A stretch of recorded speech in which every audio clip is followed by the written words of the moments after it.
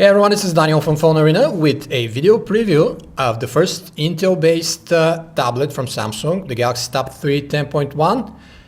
It is thinner and lighter than the Galaxy Tab 2 10.1 predecessor and runs on the newest Android 4.2 Jelly Bean.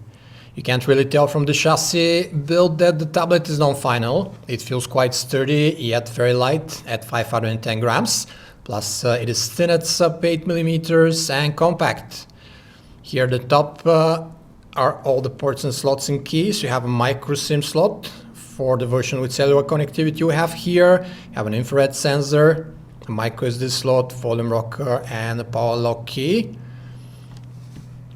The two stereo speakers are here on the sides, right and left, and they're very well placed.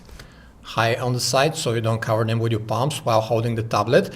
Speaking of holding, this 10-incher should be meant to be held in landscape mode, yet here the side bezel is thinner than the top where the Samsung logo is, or the bottom which houses a physical home key and two capacitive navigational buttons.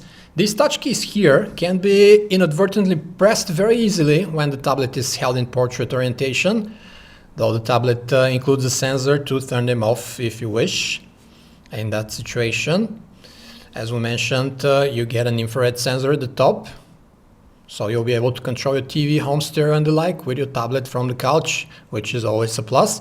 The screen at 1280 by 800 pixels, 10-incher, 145 ppi pixel density. That's pretty basic for today's tablet standards and indicates that Samsung didn't want to throw the kitchen sink in the first experiment with Intel and Android.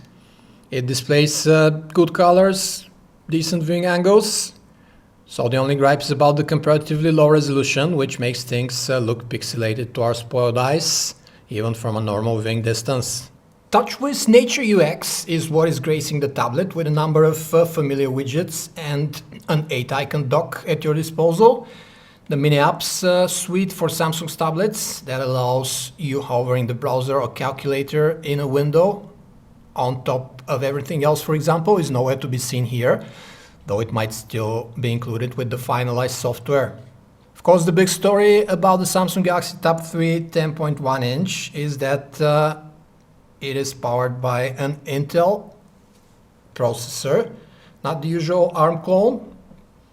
It is a 1.6 GHz dual-core Atom with the Clover Trail architecture and PowerVR SGX 544 GPU dual-core, and is aided by 1 GB of RAM.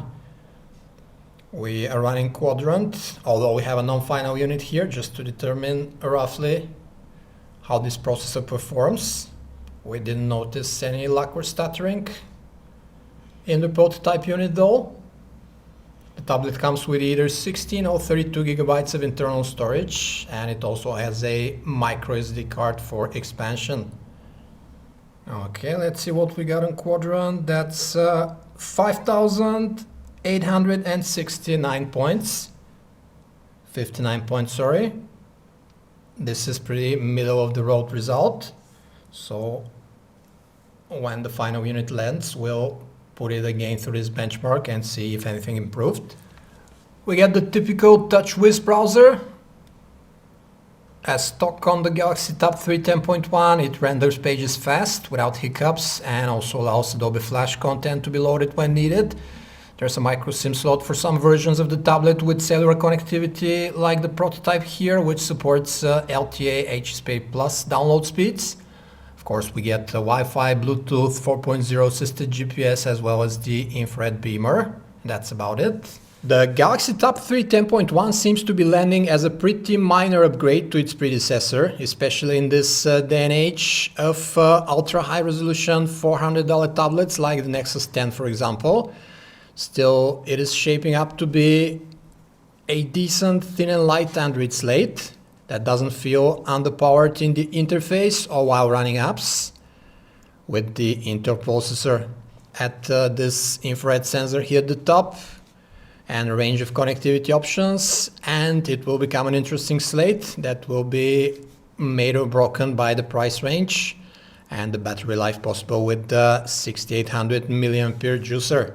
This was a video preview of a non-final unit of the Samsung Galaxy Tab 3 10.1. For more information about this and other tablets, you can visit us at PhoneArena.com. Thanks for watching.